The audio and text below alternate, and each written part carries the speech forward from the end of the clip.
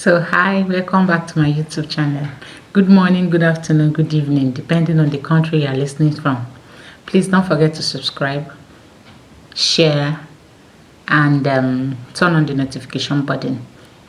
So, the last time we were talking about reasons for divorce or grounds for divorce, we talked about commitment, lack of Christ in your marriage, we talked about infidelity. So we will be continuing. So the next one on my list is conflict and argument. Conflict in marriage is bad. Argument, misunderstanding. Yes, when there is a constant argument, the one we call nagging. Yes, when there is constant argument, every little thing you argue, you quarrel. It looks as if, in fact, argument and conflict will bring lack of peace in the family. And when you don't have peace in your marriage, my dear, you are heading to the grave. Because lack of peace will bring a lot of sicknesses in your body. It will bring high blood pressure. It will bring a lot of, in fact, liver problem. Because you don't have peace. Your mind is not relaxed. No matter what you eat or the kind of money you have, you will not feel good. So when there is constant nagging, constant conflict and argument in the home, it tends to break the family. It tends to break the marriage. It tends to break the marriage. We should learn to communicate. And argument and conflict is lack of proper communication. It brings misunderstanding. Some people argue because of assumption. They assume a lot. Both party, they assume a lot. You will see a cup of water on the table, just assume that the person kept it there to spite you, or some water poured on the floor, and maybe by mistake you slipped and fell. You just assume that he or she poured the water there just to make you fall.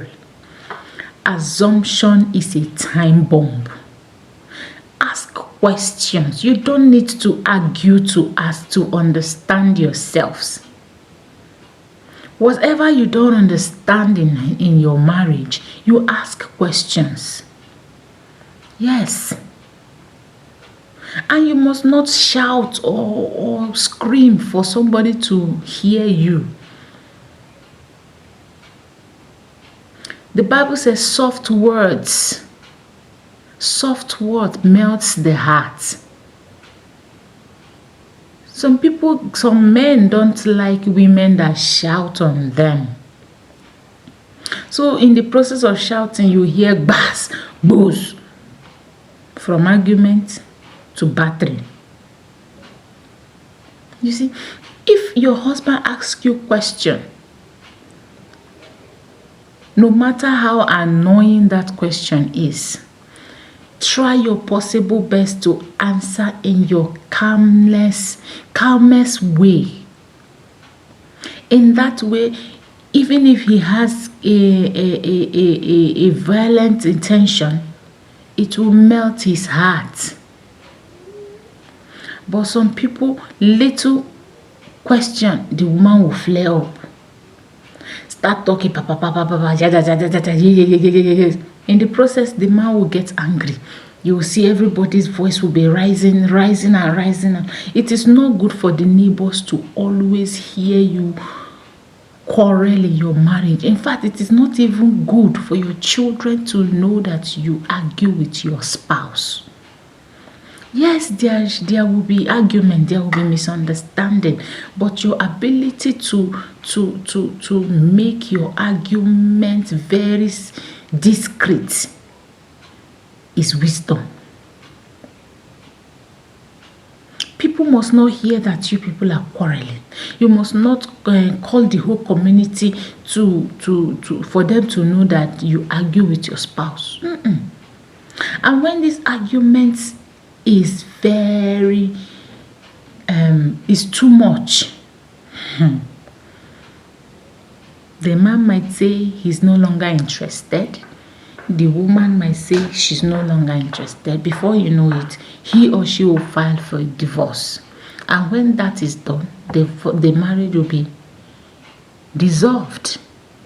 You go your separate ways, which is not supposed to be.